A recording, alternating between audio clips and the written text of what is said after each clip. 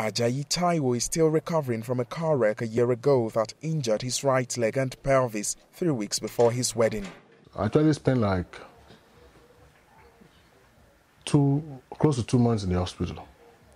And all the resources that we have gathered together for the wedding to make it good actually went into hospital bills. And the medical bills never stopped. Without any government assistance, Taiwo had to sell his car and other valuables just to get by. Imagine I went to a government hospital and I was paying heavily as if I was in a private hospital.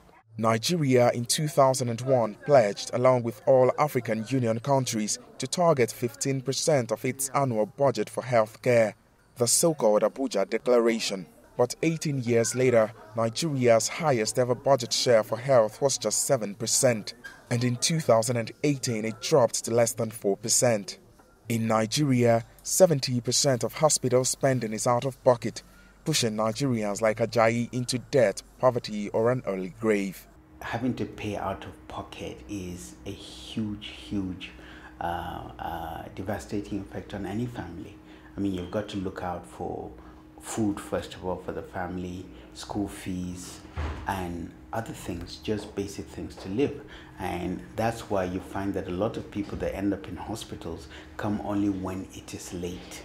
Nigeria's Ministry of Health admits the problem is serious. Our out-of-pocket health expenditure was estimated at over 70%. And even the estimates we have for 2017 is even higher. So our goal is to use the strategy from the basket funding and making sure we pay for a basic minimum package of care to reduce the high out-of-pocket expenditure. But until Nigeria dramatically increases its healthcare budget, patients like Taiwo will struggle to stay healthy. Timothy Obiezu for VOA News, Abuja.